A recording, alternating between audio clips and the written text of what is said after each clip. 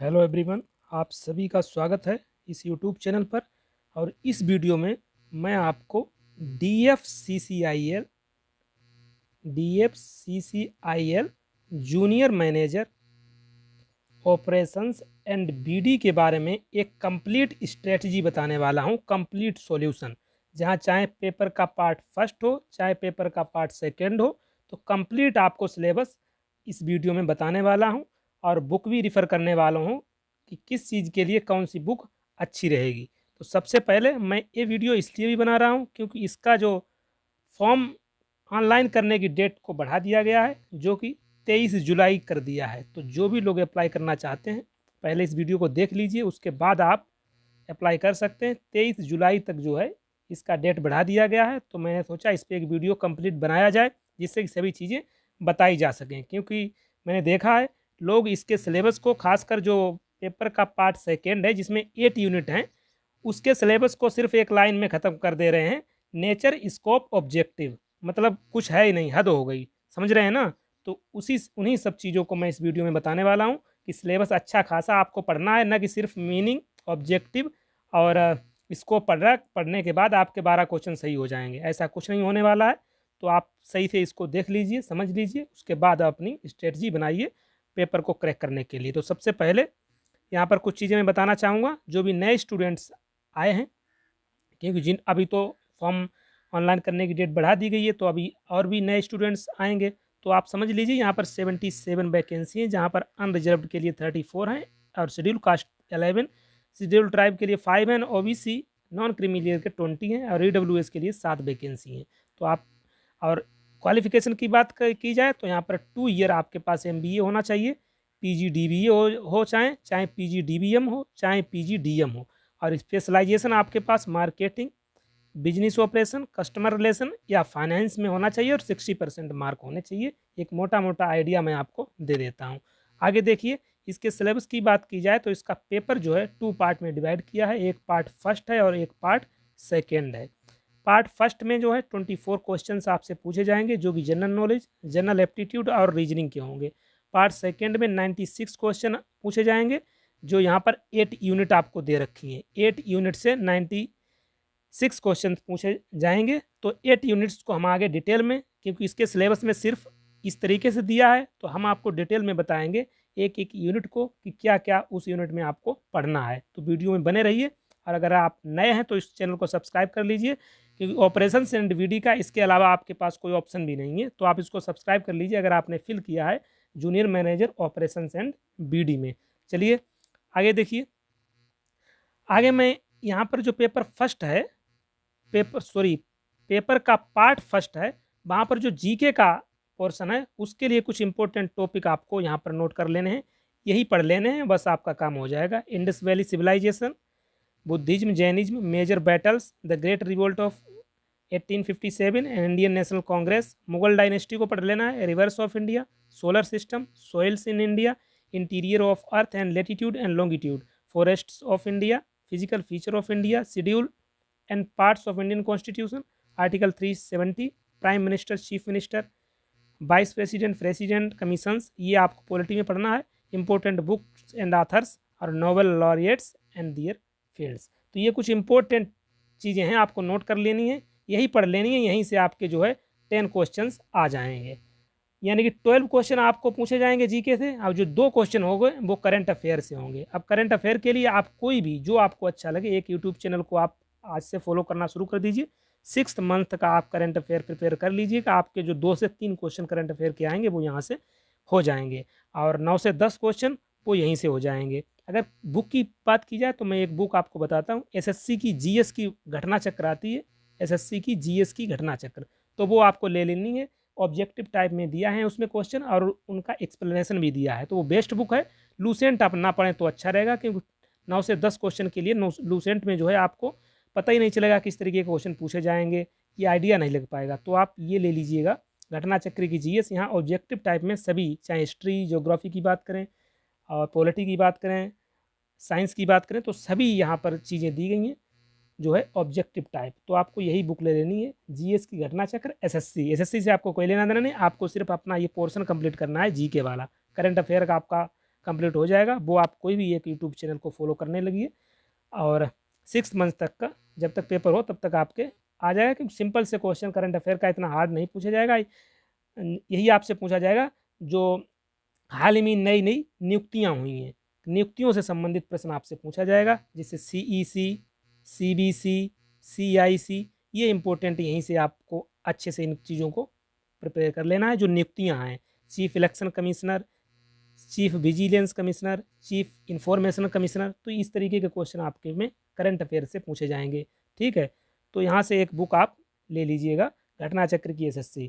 और उस बुक को अगर आप ऑनलाइन परचेज करना चाहते हैं तो मैं इसके डिस्क्रिप्शन में उसका जो है लिंक आपको प्रोवाइड कर दूंगा, वहाँ से आप ले सकते हैं। अब रीजनिंग की बात करें, वहाँ से भी आपको 12 क्वेश्चन मिलेंगे। तो रीजनिंग में भी एक बुक मैं आपको रिफ़र कर रहा हूँ, आप वही बुक ले लीजिएगा, ज़्यादा महंगी भी कुछ नहीं है और आपके 12 क्वेश्चन इतने कठिन भी नहीं आएंगे। ठीक है, तो वो बुक RK झा की रीजनिंग है, RK झा, अरिहंत पब्लिकेशन की। मैंने कमेंट इसके डिस्क्रिप्शन बॉक्स में उसका लिंक दे दिया है।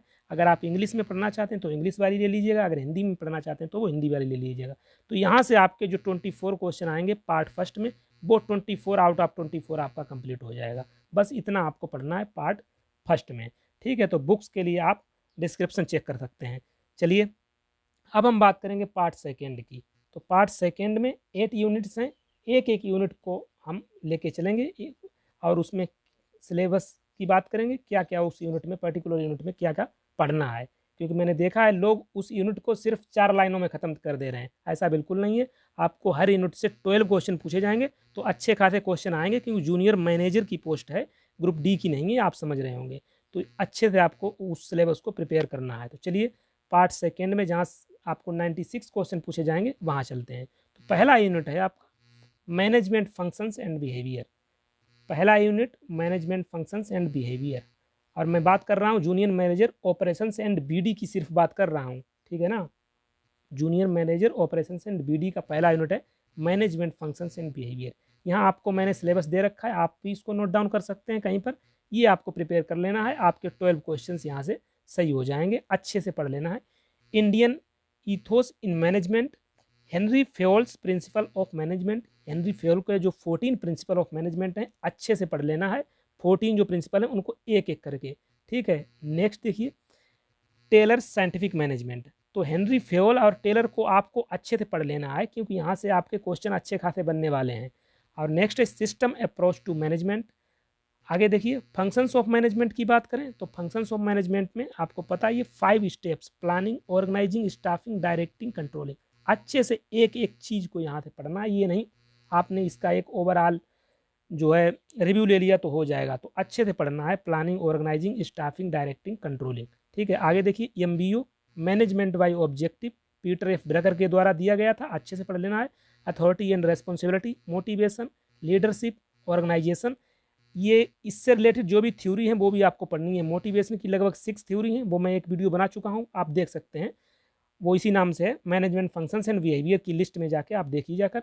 लीडरशिप की थ्योरी अभी मैं बताऊंगा, ऑर्गेनाइजेशन की थ्योरी में मैं आपको बता चुका हूँ। ठीक है, तो ये इनकी थ्योरीज आप अच्छे से पढ़ लीजिएगा। डेलीगेशन एंड डिसेंट्रलाइजेशन को आपको पढ़ना है। तो इतना आपको इस यूनिट में पढ़ना है। मैनेजमेंट फंक्शंस एंड बिहेवियर में क्या पढ़ना है, Indian ethos in management, Henri Fayol's principles of management, Taylor's scientific management, system approach to management, और फंक्शंस ऑफ मैनेजमेंट है planning, organising, staffing, directing and controlling. Next MBO management by objectives, authority and responsibility, motivation, leadership, organization, इनकी theories, और delegation and decentralization. ये unit first की बात हमने की है। ठीक है, यहाँ से आपके 12 क्वेश्चन आएंगे। नेक्स्ट यूनिट की तरफ पढ़ते हैं। नेक्स्ट यूनिट देखिए यूनिट 2 जो आपके सिलेबस में दी गई है, मैनेजमेंट ऑफ ह्यूमन रिसोर्सेज, यानी HRM, ह्यूमन रिसोर्स मैनेजमेंट। तो मैनेजमेंट ह्यूमन रिसोर्स से आपको क्या क्या पढ़ना है, देखिए यहाँ पर concept and perspective in HRM, job analysis, job description, training and development, performance appraisal की टेक्निक्स जो हैं, मॉडर्न टेक्निक और जो ट्रेडिशनल टेक्निक है उनको अच्छे से पढ़ लेना है। आगे देखिए job evaluation, human resource accounting, employee welfare. Next है wages and salary administration, placement and induction, selection का मीनिंग एंड प्रोसीजर। तो इतना आपको इस यूनिट में पढ़ना है, मैनेजमेंट ऑफ ह्यूमन रिसोर्स। ठीक है, चलिए नेक्स्ट देखिए। नेक्स्ट यूनिट है आपकी finance for management, finance for management में आपको क्या क्या पढ़ना है, meaning, nature, scope, objective. Objective में आपको पता है profit maximisation and wealth maximisation. Capital budgeting decisions में आपको कैपिटल बजटिंग की जो भी मॉडर्न टेक्निक्स की बात करें, चाहे, ठीक है, यहाँ पे दो तरीके की टेक्निक्स हैं, मॉडर्न और एक और हैं, जिनमें जो है मॉडर्न में टाइम वैल्यू ऑफ मनी को कंसिडर किया जाता है, ठीक है, और जो ट्रेडिशनल हैं उसमें टाइम वैल्यू ऑफ मनी को कंसिडर नहीं किया जाता है। तो उनको आपसे अच्छे से पढ़ लेना है, विद फार्मूले सहित, फार्मूले भी याद कर लेने हैं। Risk analysis, capital structure, capital structure में भी आपको कुछ थ्योरी दी गई हैं, वो भी आपको पढ़ लेनी है। Cost of capital, dividend policy, dividend policy में भी मैंने आपको बताई हैं 3 थ्योरी, वो आपको पढ़ लेनी है। वाल्टर मॉडल, गॉर्डन मॉडल और MM hypothesis, Modigliani and Miller hypothesis. तो ये डिविडेंड पॉलिसी आपको अच्छे से पढ़ लेनी है। आगे देखिए, long term and short term financing instrument, mergers and acquisition, risk analysis and capital budgeting. तो कैपिटल बजटिंग की कुछ टेक्निक्स हैं जिनमें रिस्क को जो है शामिल किया जाता है, वो टेक्निक्स आपको पढ़नी है। लिवरेज एनालिसिस में 3 तरीके का लिवरेज मैं आपको पढ़ा चुका हूँ, उस पर क्वेश्चंस भी करा चुका हूँ, वो आप एक बार देख लीजिएगा, आपको एक आइडिया लग जाएगा लिवरेज एनालिसिस से। लिवरेज एनालिसिस में 3 तरीके का लिवरेज मैंने आपको बताया था, ऑपरेटिंग लिवरेज, फाइनेंशियल लिवरेज और कंबाइंड लिवरेज। और ईबीआईटी ईपीएस एनालिसिस, ये भी आपको प्रिपेयर कर लेना है। तो इतने टॉपिक आपको पढ़ने हैं फाइनेंस फॉर मैनेजमेंट में। नेक्स्ट देखिए, नेक्स्ट यूनिट की तरफ देखते हैं। नेक्स्ट यूनिट है आपका मार्केटिंग फॉर मैनेजमेंट। इसमें आपको concept, nature, scope and importance.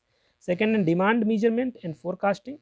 Third है market segmentation, targeting and positioning, इसको शॉर्ट में कहते हैं ESTP, segmentation, targeting and positioning, इसको पढ़ना है। Marketing mix, product life cycle, important है product life cycle, marketing of services. Next देखिए, use of internet as a marketing medium, marketing research, product mix and product line, marketing involvement. तो इतना आपको पढ़ना है मार्केटिंग फॉर मैनेजमेंट में। Next देखिए, next unit आपका है क्वांटिटेटिव एनालिसिस फॉर मैनेजमेंट। और कुछ लोग तो सिलेबस को डिस्कस करते समय 1-2 यूनिट को छोड़ भी दे रहे हैं, समझ रहे हैं ना, तो आपको यहाँ पर सब मिलने वाला है। क्वांटिटेटिव एनालिसिस फॉर मैनेजमेंट में क्या पढ़ना है, introduction, significance, scope, measures of central tendency में आपको पढ़ना है arithmetic mean, geometrical mean and harmonical mean. अब बात करें standard deviation, variance, coefficient of variation, skewness and kurtosis, ये आपको पढ़ लेना है यहाँ पर, ठीक है। प्रोबेबिलिटी पढ़ लेनी है, sampling and sampling distributions. Next बात करें chi square test, ANOVA correlation, regression analysis, time series analysis, forecasting and time series, fundamental of decision theory. तो ये सब आपको पढ़ना है किसमें, क्वांटिटेटिव एनालिसिस फॉर मैनेजमेंट में। ये सभी चीज़ें आपको पढ़नी है अगर आप उन 12 क्वेश्चंस को करने वाले हैं जो एग्जाम में आपको पूछे जाएंगे। नेक्स्ट देखिए, नेक्स्ट यूनिट आपकी है मैनेजमेंट इंफॉर्मेशन सिस्टम यानी कि MIS। यहाँ से आपको कंसेप्ट, इवेल्युएशन ऑफ कंसेप्ट पढ़ लेना है। नेक्स्ट देखिए डिसीजन सपोर्ट सिस्टम, जिसको शॉर्ट में कहते हैं DSS, data and information management, role of MIS in strategic management, system approach to problem solving. Next business process reengineering, जिसको BPR कहते हैं, MIS support for decision making, data mining for decision support, और next है ERP and tools of business support system. तो इतना आपको पढ़ना MIS में, मैनेजमेंट इंफॉर्मेशन सिस्टम में। नेक्स्ट देखिए 7वीं आपकी क्या है, 7वीं आपकी जो यूनिट है वो है logistics and supply chain management. यहाँ पर आपको क्या क्या पढ़ना है देखिए, meaning, objective and scope, procurement, supplier selection, optimal procurement policies etcetera. Next Markov chain and queuing network आपको प्रिपेयर कर लेना है। ऑप्टिमाइजेशन मॉडल्स हैं, इनको आपको पढ़ना है अच्छे से, LP, ILP, MILP and heuristics. Next देखिए सिमुलेशन और कंट्रोल सिस्टम्स। देखिए आगे design and management of supply chain management, IT enabled supply chain management, cost and performance measurement, distribution network planning और emerging trends in supply chain management. इतना आपको इस unit में पढ़ना है logistics and supply chain management में। Last unit आपकी बचती है एक स्ट्रेटेजिक मैनेजमेंट की। तो लास्ट यूनिट है, टोटल 8 यूनिट है, प्रत्येक यूनिट से आपको 12 क्वेश्चन देखने को मिलेंगे, यानी कि 96 क्वेश्चन की ये मैं बात कर रहा हूँ। तो स्ट्रेटेजिक मैनेजमेंट में आपको पढ़ना है कंसेप्ट ऑफ कारपोरेट स्ट्रेटजी। अगला component of strategy formulation, Ansoff of growth vector, BCG matrix, Porter's generic strategies. आगे देखिए competitor analysis, levels of strategy, value chain analysis, स्वॉट एनालिसिस, रिट्रेंचमेंट स्ट्रेटजीज। आगे देखिए, industry analysis, strategic business units, mission vision और objective, ये सब आपको पढ़ना है स्ट्रेटजिक मैनेजमेंट में। तो इस तरीके से आपको 8 यूनिट यहाँ से पढ़नी है, तो यहाँ से आपके 96 क्वेश्चन तैयार हो जाएंगे। तो ये एक बेसिक सा आपको आइडिया मिल चुका है अगर आपने junior manager operations and BD में फॉर्म अप्लाई किया है, क्योंकि मैंने देखा था दूसरी जगह जहाँ पर सिर्फ एक लाइन में सिलेबस को समाप्त किया जा रहा था और कुछ कुछ यूनिट को छोड़ा भी जा रहा था। तो यहाँ पर 8 की 8 यूनिट मैंने आपको बता दी हैं और उनका सिलेबस भी डिस्कस कर दिया है।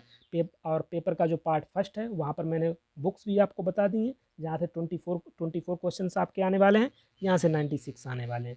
तो आपको एक बेसिक सा आइडिया लग गया होगा कि क्या पढ़ना है, कैसे पढ़ना है। अब बात करें ये पार्ट सेकेंड की बुक के बारे में, तो यहाँ ऐसी कोई बुक है नहीं जिसमें 8 यूनिट कवर की गई हूँ, तो इसको आपको अलग अलग ही पढ़ना पड़ेगा। जो भी टॉपिक आप जो भी बुक है, जैसे स्ट्रेटजिक मैनेजमेंट आपको पढ़ना है तो स्ट्रेटजिक मैनेजमेंट की बुक में ये टॉपिक आप लीजिए और उनको अच्छे से प्रिपेयर कर लीजिए। तो बताइए कैसा लगा हमारा वीडियो, कमेंट बॉक्स में अपना फीडबैक देना ना भूलिएगा। तो नेक्स्ट वीडियो में मिलेंगे। Thank you and thanks for watching.